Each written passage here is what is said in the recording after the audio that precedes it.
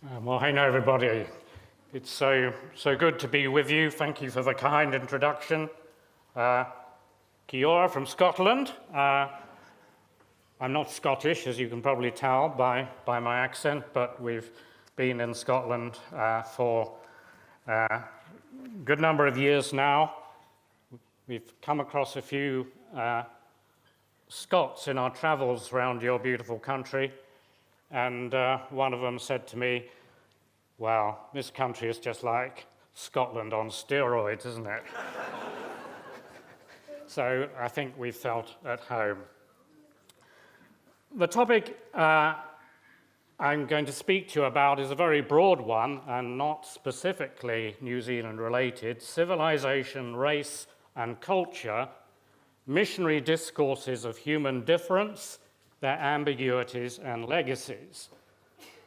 And I begin with the Apostle Paul's statement to an audience of philosophers in Athens, which we find recorded in Acts 17, which in the King James Version reads, "And God hath made of one blood all nations of men for to dwell on all the face of the earth, and have determined the times before appointed and the bounds of their habitation." Now, for Christians, this text encapsulated two complementary affirmations of theological anthropology. First, that all humans derive from a common origin, being made literally from one. And second, that this foundational unity of humankind embraces a divinely given plurality of ethne, what we would term ethnicities, rather than nations in the modern sense. And Christian missionaries and indigenous Christian leaders have had to negotiate a pathway between the theological assertion of monogenesis and the empirical reality of human difference. For missionaries, both the obvious difference from us that they encountered as they entered new geographical and cultural contexts, and the observable differences of language and custom and physical feature between the various peoples with whom they came into contact. And I want to examine these three categories that over the last 2 centuries have been variously prominent in the vocabulary of Christian difference-making. And I shall say relatively little about either colonization or formal empire, and will only refer sporadically to Otoria, where my expertise is limited. What I want to do is to use examples from a variety of sites of ethnic encounter to reconstruct the modes of conceptual differentiation that permeated missionary discourse. The focus will be particularly on British Protestant missions, though American evangelical missions will feature more towards the end. And I shall discuss these categories of civilization, race, and culture in the obvious order suggested by historical chronology, but it's not a question of replacement of one category by the next. There's a good deal of overlapping. Now, no semantic equivalent, either to civilization or to culture, can be found in the vocabulary of the Hebrew Bible or the Greek New Testament.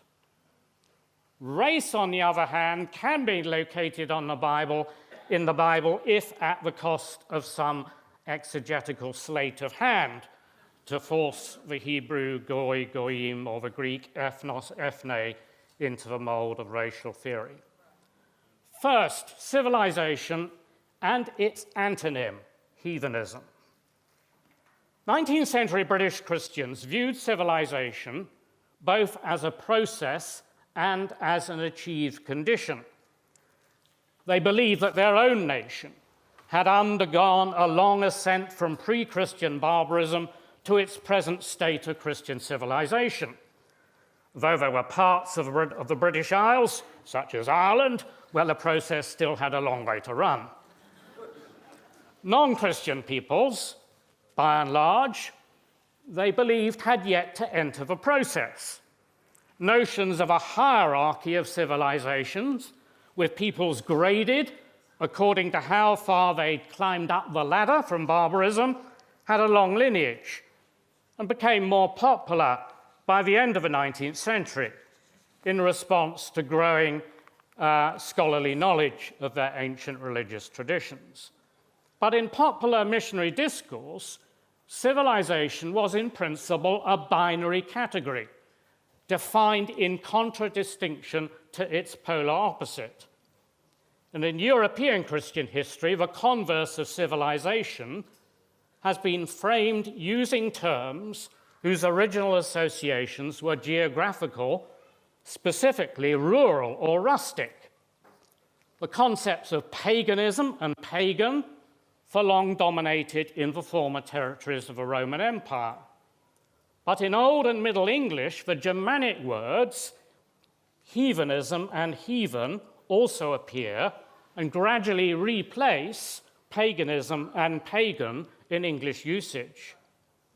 Whereas the associations of pagan relate to the country districts just beyond the city walls, the heathen were geographically more distant. They were the dwellers on the German Heide, the wild heathlands to the east, beyond the frontiers of early medieval Christendom. And no account of the vocabulary of civilization employed by Christian missions in the modern period can avoid consideration of its antonyms, these terms, heathenism and heathen.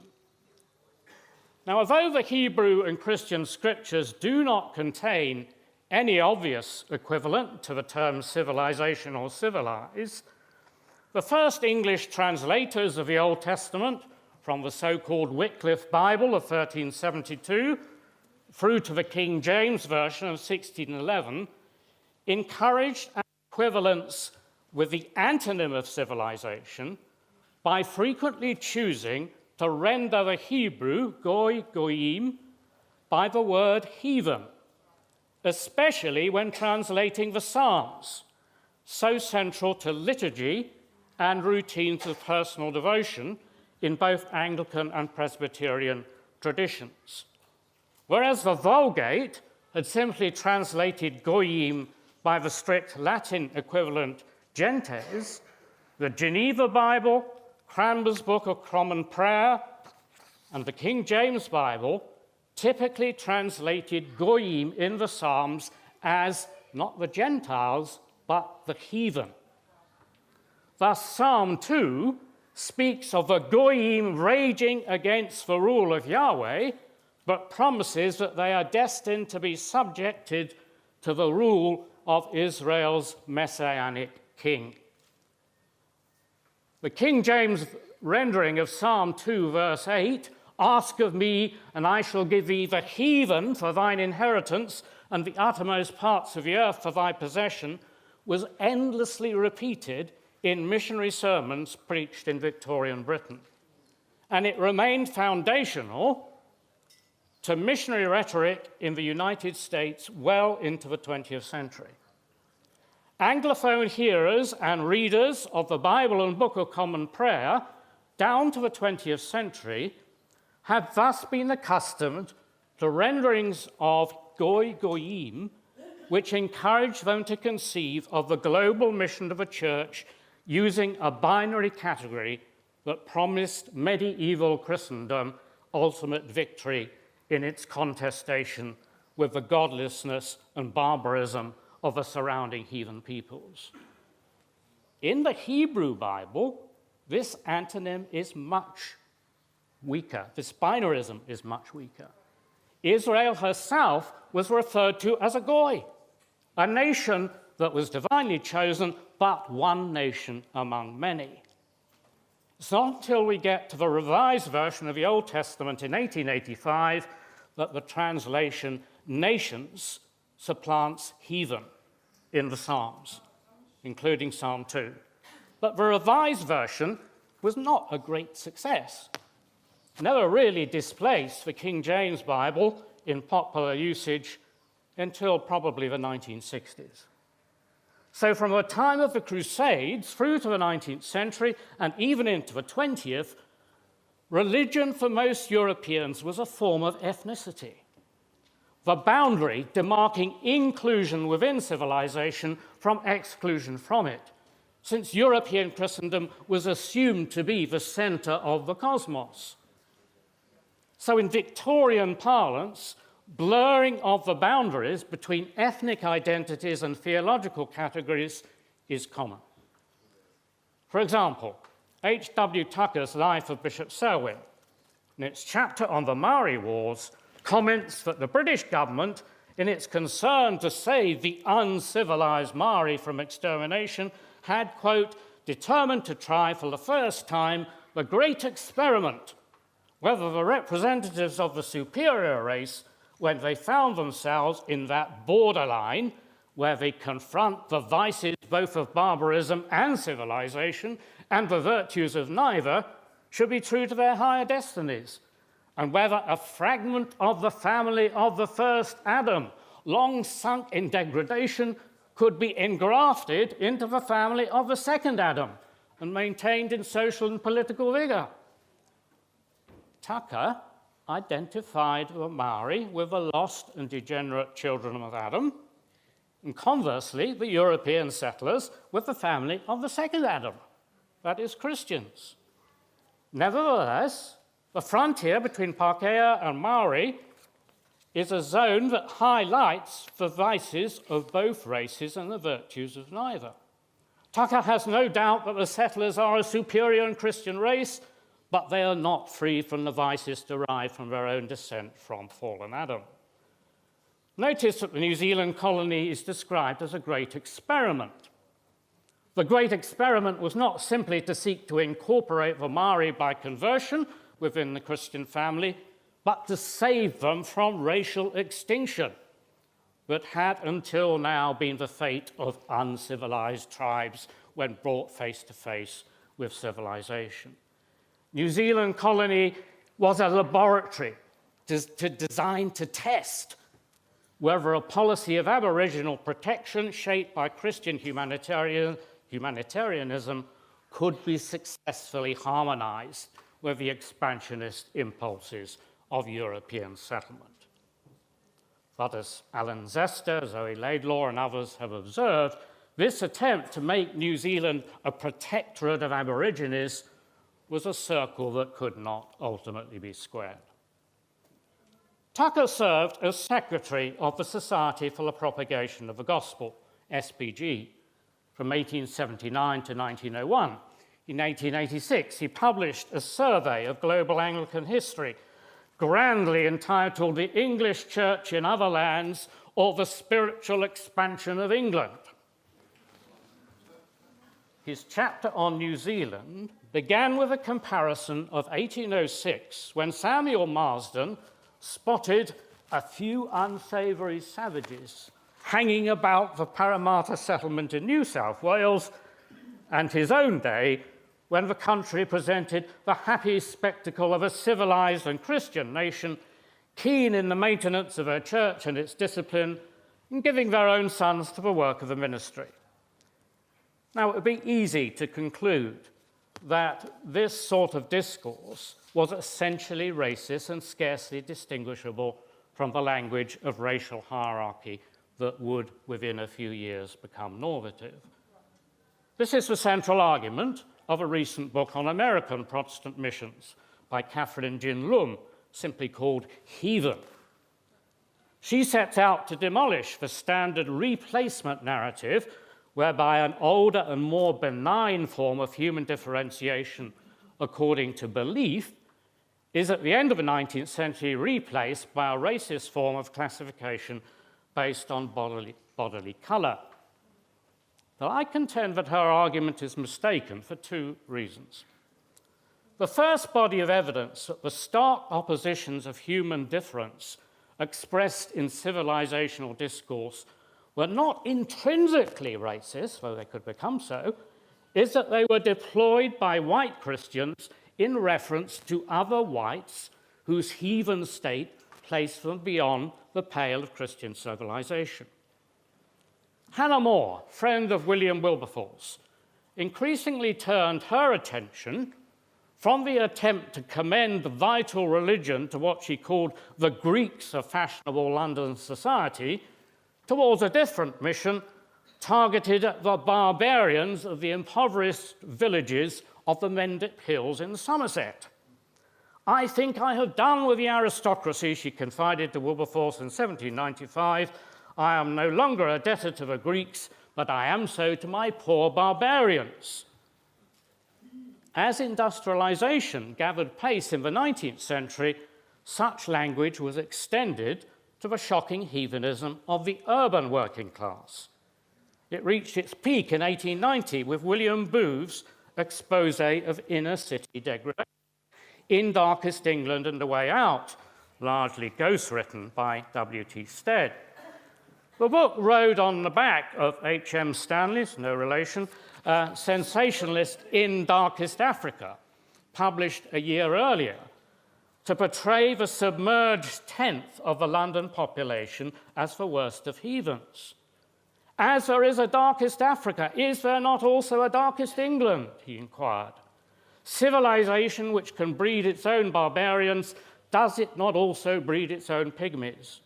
The homeless poor wandering the streets of London were the nomads of civilization, as obstinately resistant to Christian influence as those nomadic tribes overseas, whom missionaries had for long tried and failed to settle in fixed communities."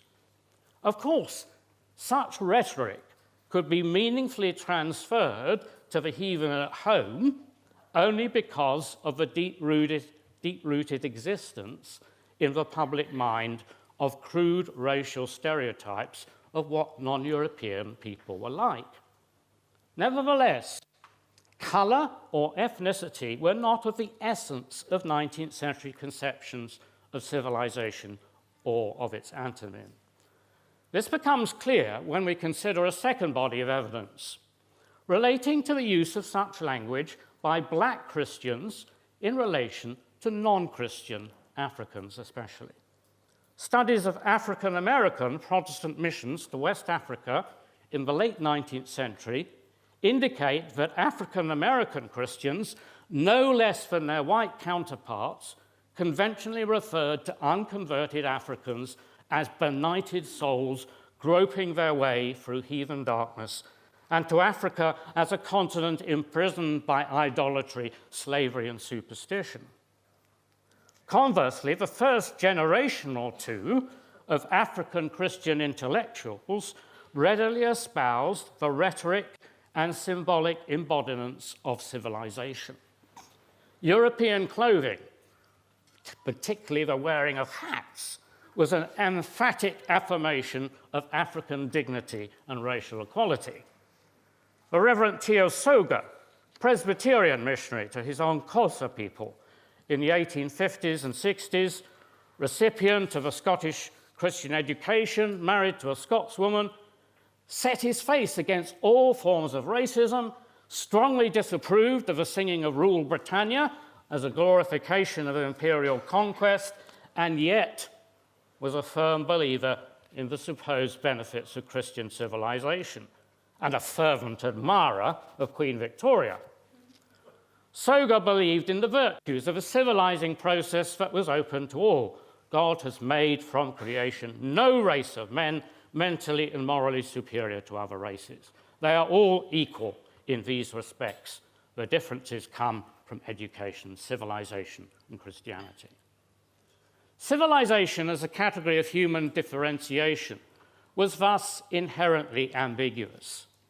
Insofar as it emphasized the potential implicit in developmental process, it was fundamentally egalitarian and opposed to fixed racial hierarchies. Yet, deeply rooted as it was in a long history of classical and European Christian binarism, it could never escape stereotypes of cultural polarity. Secondly, race. Historians have offered all sorts of suggestions of when and how European encounters with other peoples gave birth to modern racial ideology. Their answers go back at least as far as the 17th century. However, only from the late 19th century did white Christians increasingly resort to racial categories, and they did so out of a sense of growing dissatisfaction with the simple linear model of progress from barbarism to civilization. To the extent that different races were arranged in a hierarchy from primitive to sophisticated, the fact that the rungs on the ladder now bore racial labels made rather little difference to older rankings of degrees of civilization. Developments in the new science of world religions reinforced the existing hierarchy, but had the effect of isolating those on the bottom rung. In the course of the 19th century, first Hinduism, then Buddhism, Confucianism, Shinto were systematized, defined, and granted honorary membership in the previously select club of world religions, alongside the life members of Christianity, Judaism, and Islam. Those who remained excluded from the club, the adherents of indigenous religions, were now the sole occupants of the shrinking category of heathen. Tony Valentine has shown that CMS missionaries to the Maori continued into the 1860s to deny that the unconverted Maori possessed religion. Although from the 1830s, large numbers of them had in fact been acquiring religion, namely Christianity, there were lapses. Bishop Selwyn, after visiting the Bay of Plenty in December 1842, wrote that he had been dismayed to find that the chiefs had rescinded their Christian profession and had remonstrated with the leading chief on his abandonment of religion. By the first 2 decades of the 20th century, the heathen had become almost uniformly black. What unconverted black people believed and practiced was, in the judgment of many European commentators, not worthy of the label religion, because they had no scriptures, no temples, no obvious point of contact which might serve as a bridge towards an appreciation of Christian doctrine. And such was the implication of the documentation prepared for the Great World Missionary Conference held at Edinburgh in 1910, whose Commission 4 surveyed the Christian message in relation to non-Christian religions. The Commission's report listed the hindrances in the way of conversion to Christianity, and among them was the supposed fact that animistic peoples usually stand on a low stage of human development.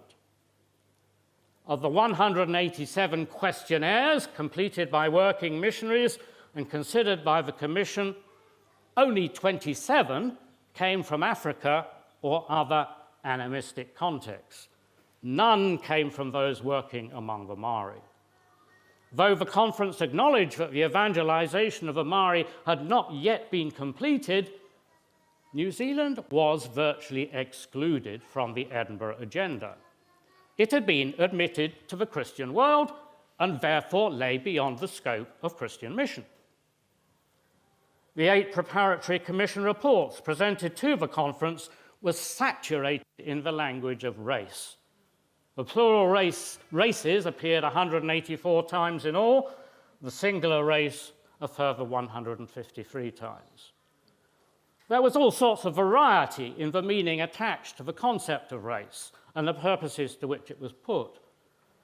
But what is significant are those instances in the Edinburgh documents where the idea of race was employed as a validator of non-Western Christian departures from linear development towards European civilizational norms. I shall cite 3 examples of this progressive application of race theory. 3 months before the conference convened, an article on missions and the race spirit appeared in the monthly news sheet sent to delegates. The author, the American Presbyterian mission leader, Robert Speer, reassured his readers that the current exaltation of racial destinies posed no threat to the unity of humanity. On the contrary, he said, humanity is so great and splendid a thing that its fullness can only be framed out of a world wealth of racial elements, bringing under the glorifying power of the gospel into the abiding city of God all those riches which no one race is great enough either to conceive or to attain. Now, the image of each race bringing its own racial gifts into the eternal city of God is drawn from Revelation 21, verse 24, where the kings of the nations each bring their distinctive glory and honor as a gift into the redeemed community of the New Jerusalem. The news sheet prefaced Spear's article with some comments confidently anticipating that the new spirit of nationality evident in Asia would be revealed at the conference as a demonstration of this glory of the nations. Race was thus equated with nationality, even with nationalism, and given the stamp of biblical approval. And such statements were not confined to Westerners. A second example is provided by the Japanese congregational theologian, Harada Tsuku, who delivered an address on the contribution of non-Christian races to the body of Christ. Harada emphasized the distinctive racial contributions of Indians, Chinese, Japanese. Indians were characterized by their deep religious consciousness, Chinese by their practical moralism, Japanese by their respect for loyalty and patriotism, all qualities that could enrich the church. He concluded, "If I had time, I might say something about the Koreans, the Africans, and the people of Polynesia. I am sure they will one and all contribute something to the glory of Christ."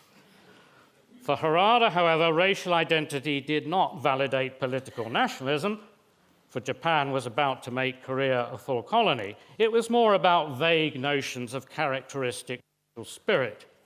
Even Africans and Polynesians could be presumed to possess such a quality, but he couldn't be too sure what it was.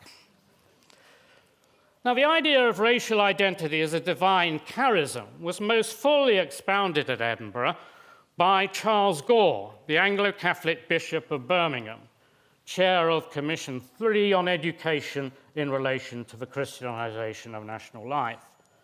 The task of missionary education, according to his report, was to foster among converts a local character and color peculiar to their own race and nation, so that the glory and honor of all nations, their own distinctive genius and its products, might be brought within the circle of the holy city. Now, in presenting his report to the conference, they don't make bishops like this these days, Gore reiterated his argument that the missionary vocation was to nurture the profound and wonderful qualities of the Indian, the Chinese, the Japanese, and the Africans, so that each of these races and nations might contribute to the life of the holy city, its own indigenous color and character. Now, that theological rationale for diversity within the universal church exerted an enduring influence on Anglicanism, and more widely on the ecumenical movement. The reports of the 1920 Lambeth Conference twice alluded to the Revelation 21 vision of all peoples developing, quote, their own national way of walking. In Maori terms, tikanga, in the fellowship of saints, bringing the glory of the nations into the New Jerusalem. In 1928, one of the preliminary papers for the Jerusalem meeting of the International Missionary Council cited one of these passages from Lambeth 1920. Jerusalem meeting was preoccupied with the issue of race, particularly in the United States. It identified the Christian mission in the light of race conflict as one of its 7 subjects for discussion. The meeting statement on the subject, probably written by Bishop William Temple, twice repeated Gore's formula that the different peoples are created by God to bring each its peculiar gift to his city, and look forward to the eschaton, when all peoples shall bring their glory into the city of God. The statement pronounced optimistically that the missionary enterprise could become the most creative force working for worldwide interracial unity. And in the early 20th century, race became the category most frequently deployed by mission theorists searching for a Christian vocabulary of human difference. Increasingly, they translated the Greek ethne as races, though in reference to Asian contexts where nationalism was becoming dominant, they tended to use the terms race and nation interchangeably. There was no consistency in defining how broad an entity a race might be. Was there, for instance, only one Asian race, or one Indian race, or one South Indian Dravidian race, or one Telugu race, and so on down the scale? Moreover, if the Indian race had a distinctive genius, how could one deny that the same might be true of the purest European representatives of the Aryan race? Over the 2 decades following the Edinburgh Conference, German Lutheran missionaries, influenced by J.G. Herder's romantic nationalist notions of the essential Geist or spirit of an ethnic group, developed the notion of a Volkskirche, a people's church, whose features would mirror the natural Geist of the people concerned. Now, this notion anticipates modern missiologies of culture, but it was also capable of dissolving Christian identity itself. The Basel missionary to India, Jakob Hauer, eventually espoused neo-paganism on this basis and became the first leader in 1934 of the Deutsche Glaubensbewegung, which attempted to construct a specifically Germanic religion fitting for Hitler's Third Reich. Not all participants in the Jerusalem meeting in 1928 gave an unqualified welcome to the increasing use of racial vocabulary to support Asian nationalisms.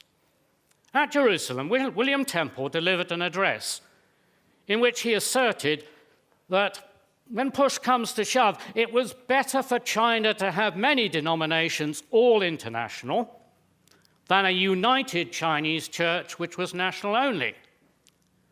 He records that this had provoked the disagreement of the intensely nationalist Easterns. At the end of the meeting, Wai Zumin, vice president of Central China Christian University, collared Temple and his friend R.H. Tawney, Christian socialist and economic historian, to insist that they must have national unity whether they had international connections or not.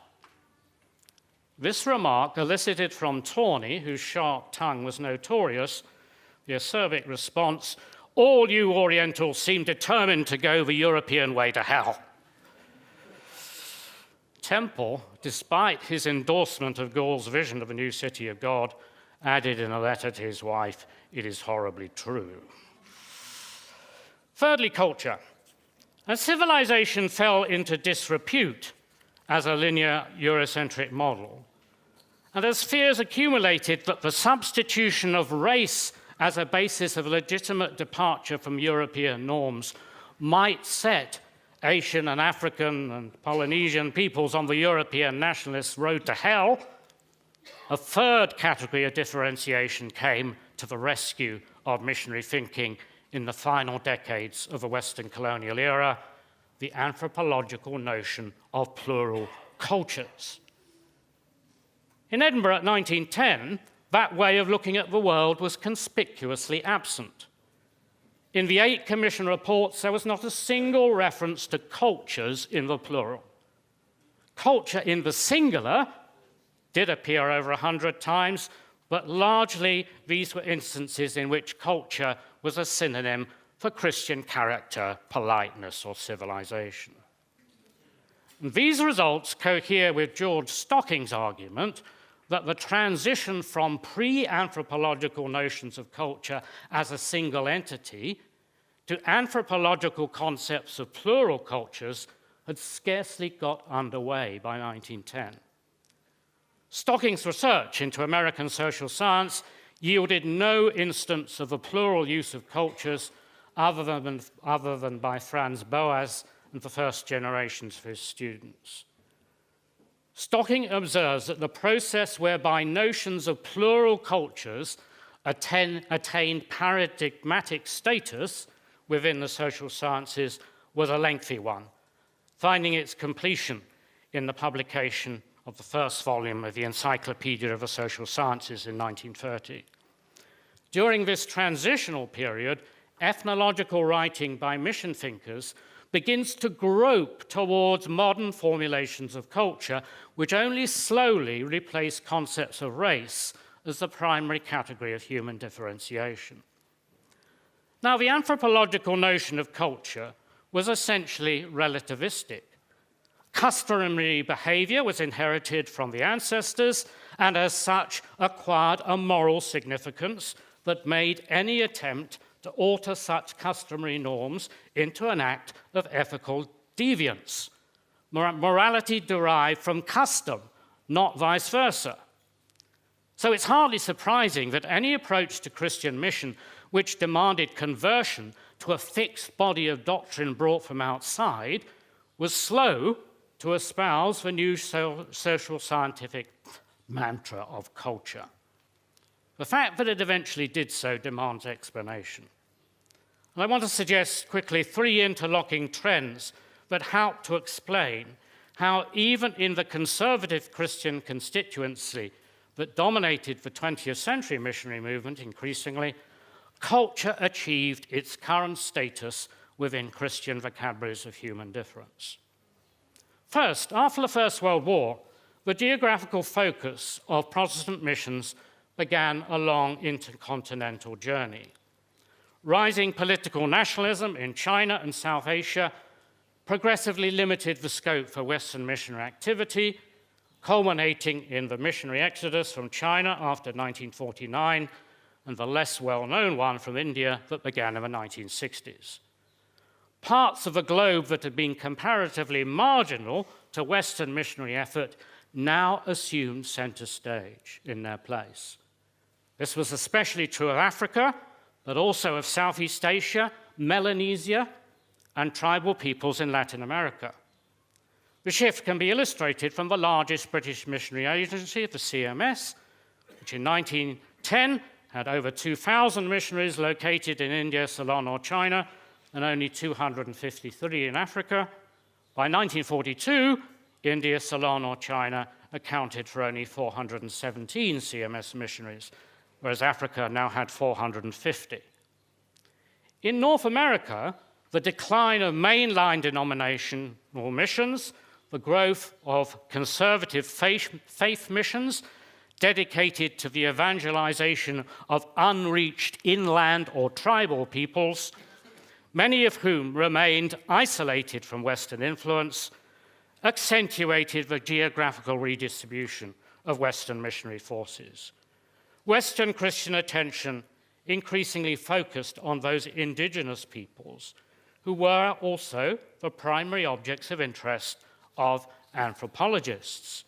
In other words, they forced cultural analysis of the last remaining inhabitants of the category of heathen onto the Christian agenda. The second point to note is that these erstwhile heathen were, in many contexts, converting to Christianity en masse, and typically without Western missionaries being in control of the process. This was not new, of course, it happened here. But it was only in the 20th century that such movements of corporate conversion became sufficiently widespread, crucially in India and sub-Saharan Africa, to compel missiologists to reconsider hitherto unchallenged assumptions about the essentially individual character of conversion to Christ. In 1933, the National Christian Council of India published a survey into the people movements in India. It was the first serious attempt to do what the Edinburgh Conference had called for, namely to put modern social science at the service of missions. Its report, written by J. Wascombe Pickett, an American Methodist, rarely used the word culture, but it did draw the crucial inference that to group conscious people, the action of a group is incomparably more important than the action of many isolated individuals. One of his research assistants was Donald McGavran, a missionary to Chhattisgarh who developed Pickett's conclusions into an evangelical anthropology premised on the principle to Christianize a whole people, the first thing not to do is to snatch individuals out of it into a different society. His first book, The Bridges of God, rarely spoke of cultures in the plural. His second book, Understanding Church Growth, 1970, did so on 15 occasions, although McGavran's celebrated homogeneous unit principle still asserted that men like to become Christians without crossing racial, not cultural, linguistic or class barriers.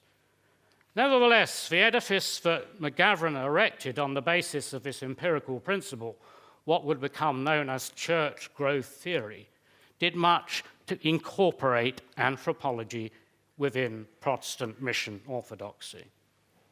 The third observation is that Bible translation and the accompanying discipline of linguistics increasingly functioned as channels leading missions to adopt anthropological ideas of culture as the primary determinant of human difference. Concentration on the structure and idioms of a particular language dissolved these blanket categories of heathen and race and led missionary scholars to identify cultural specificity and difference. Among the leading architects of the modern discipline of African studies, for example, were missionary linguists such as the Methodist Edwin Smith, who used their expertise on African languages to construct anthropological analyses of African cultures and religions.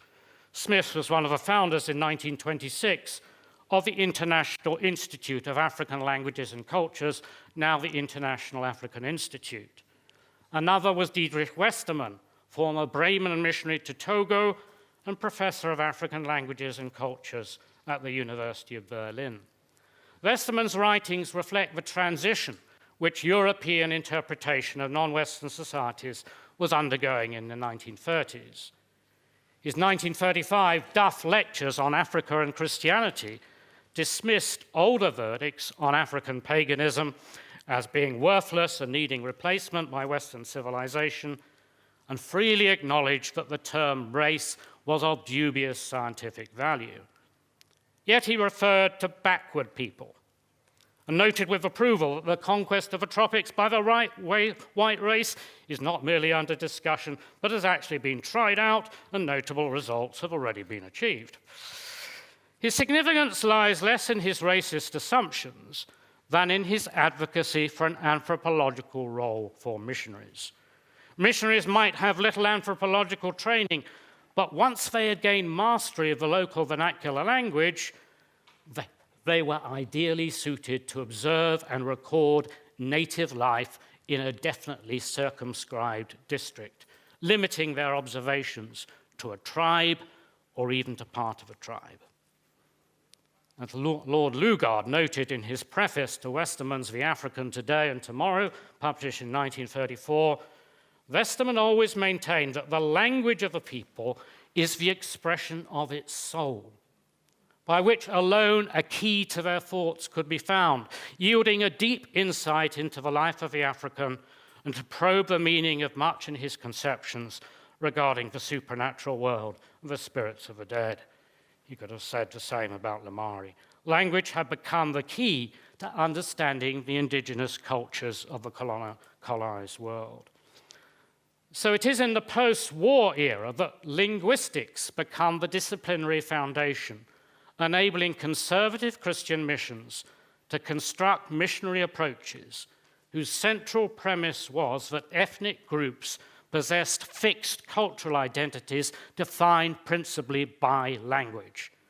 These missiologies, reduced to more elementary form in the curricula of Bible schools and seminaries, have underpinned the evangelical quest for bringing the gospel urgently to unreached peoples.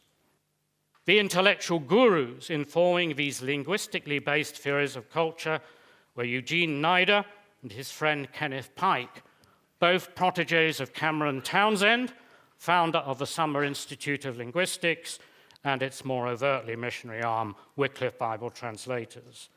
Armed with PhD degrees in linguistics from the University of Michigan, Nida and Pike used their scholarly credentials to provide Wycliffe Bible Translators, and in Nida's case, the American and United Bible Societies, with a respectable intellectual grounding for their Bible translation projects.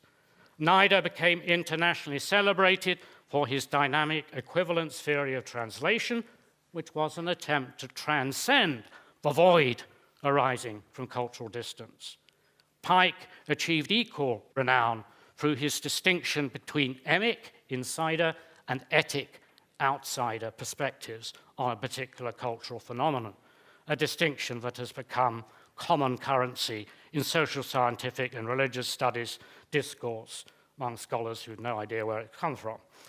The Protestant commitment to Bible translation had given birth to linguistically based theories of culture, which enabled Christian missions to abandon broad-brush discourses of heathenism or racial hierarchy and substitute approaches defining indigenous cultures as discrete and linguistically bounded sets. In conclusion, that might appear a reassuring conclusion to this lecture. Has Christian mission theory at last seen the light and terminated its centuries-old dalliance with Eurocentric or even racist ideologies? Well, sadly, such a conclusion is not entirely warranted. The sequence from civilization to race to culture does not, in fact, follow a steady upward pathway towards intellectual enlightenment. Even though it might appear self-evident that Christian missionaries reared in the language of plural cultures have been less prone to colonial attitudes than their forebears, who adhered either to the juxtaposition of civilized and heathen or, more recently, to the idea of plural races. Of the three categories I've discussed, civilization and heathenism are now largely absent from contemporary discourse on human differentiation, happily.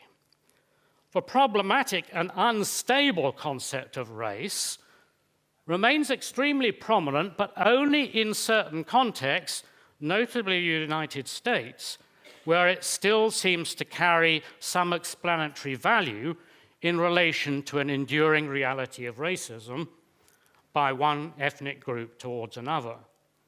But what strikes me is that elsewhere, the idea of race has almost vanished from current discourse. We no longer talk of the Asian race, the Chinese race, or thankfully, the European race. You can tell me whether we still refer to the Maori race.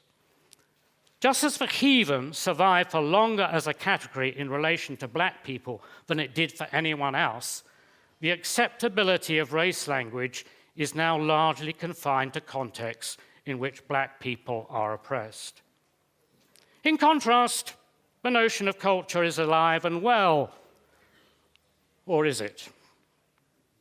A recent study of violence inflicted by Christian husbands on their spouses in various global contexts highlighted the frequency with which powerful men, sadly including clergy, played the culture card in defense of male violence to women. Culture neither explains everything nor legitimates any particular moral act. The functionalist anthropology, which Protestants adopted as an alternative to older civilizational or racial models of differentiation, works smoothly enough when applied to those isolated tribal peoples who were the preoccupation of American evangelical missions in the second half of the 20th century. Their culture, it could be plausibly but inaccurately asserted, had remained unchanged before the advent of the white man. However, it has proved more problematic in the fluid, cosmopolitan environments of the postmodern 21st century. Culture is a construction of social observation, usually by outsiders, an approximation that imparts some meaning to complex and ever-changing realities of human difference. But in an increasingly interconnected world, its relationship to locality, ethnicity, or language is now less and less stable. The questions with which the subjects of this lecture wrestled, of how universal human values of truth and justice can accommodate the relativity of cultural identities, both our own and those of others who are demonstrably different from us, have not gone away with the end of the Western colonial empires. So thank you very much. And I should have said at the beginning, thank you so much to those who invited me to take part in this conference and give this lecture, and to the 7 sponsors who made it possible. It's been an enormous privilege. Thank you very much. Sorry to have gone on this.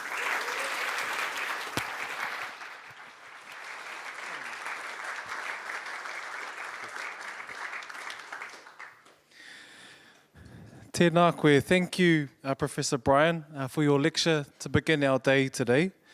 I would like to hand it over to our respondent for today, Professor Tony Ballantyne. Tony Ballantyne is Deputy Vice-Chancellor, External Engagement at the University of Otago. We're nearing Paramanawa, morning tea. This would be your time and your opportunity that if you have questions or any pushback perhaps on Brian, go talk to him. Go and talk to him in morning tea. Go and talk to him in lunch. Have a kōrero with him privately. Ka pai.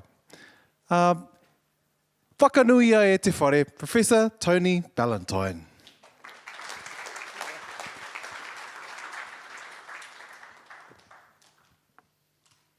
Tēnā koutou katoa. Nā mihi nui ki te whenua i te koto nei, Waitangi, tēnā koe. He mihi nui ki te mana whenua o tēnei rohi. Kina mauna whakahi, kina wai i tiri nei, kina rangatira huhua, tēnei te mihi, tēnei te mihi. Kina mate o te wā, rātou kui e whetu rangatia, haere, haere, moi mai rā. Rātou kia rātou, tātou kia tātou.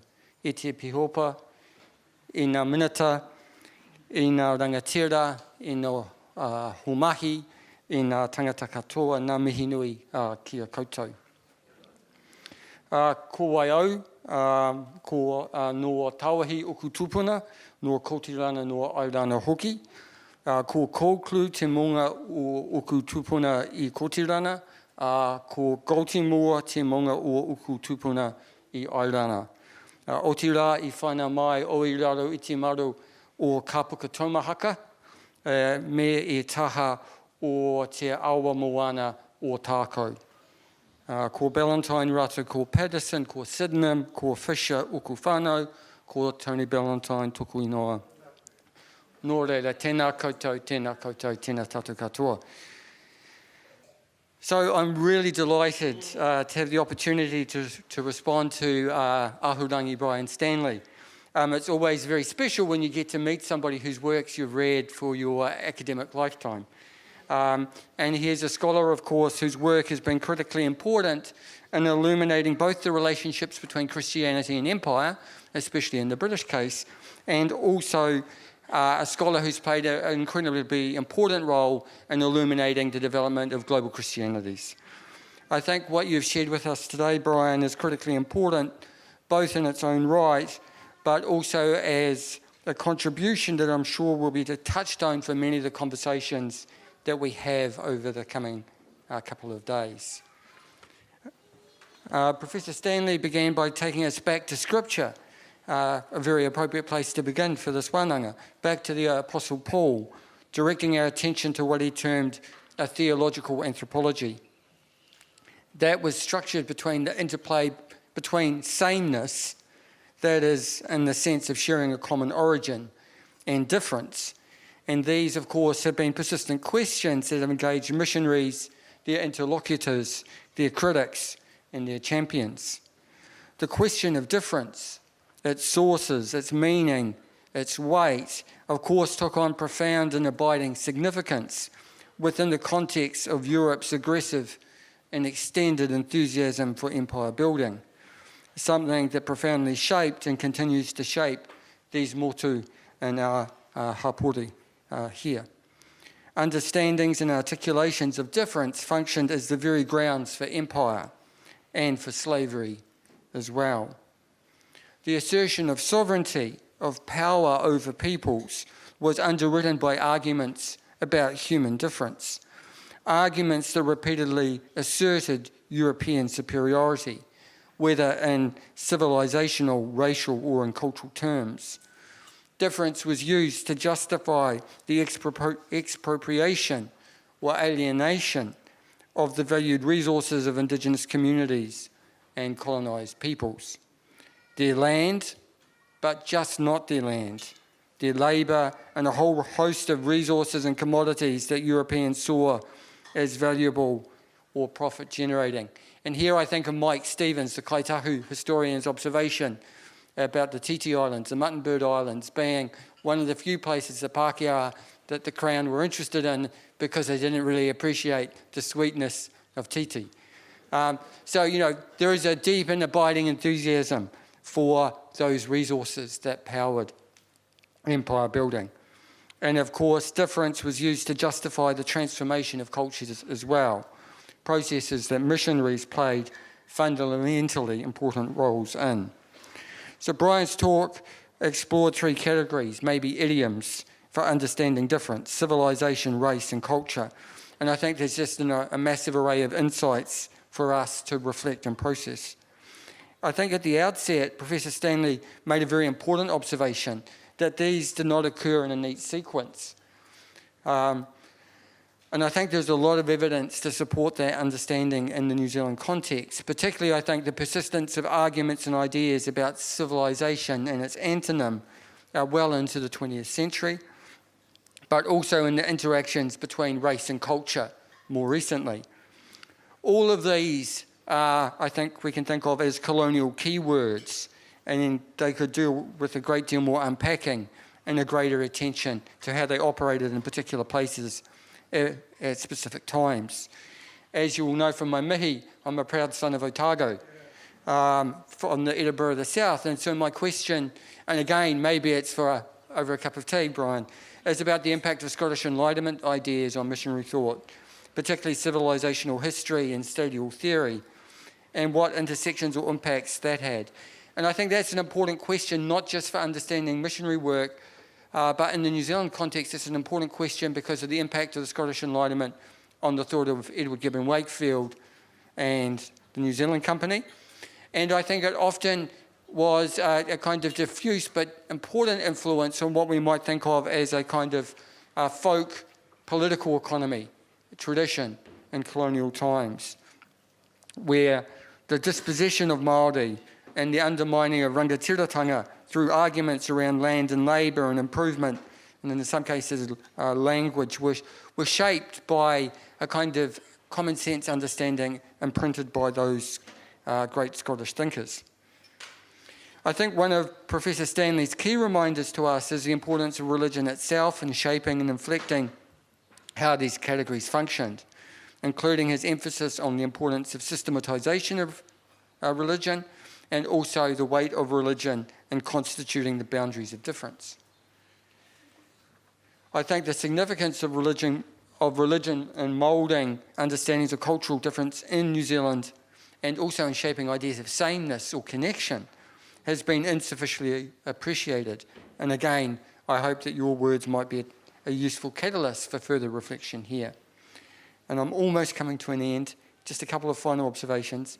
There is a large scholarship on some of these issues in New Zealand, especially around race and racial thought, but I think there is still a lot of scope for this kind of inquiry, and particularly around how these concepts operated in Te Ao Māori. And I think we do have some important glimpses into that question. I'm thinking in particular maybe some of the work that Keith Sorensen did on Tirangi Hiroa and Apinata, as well as some of his work on land. We might think of a number of Anne Salmon's essays.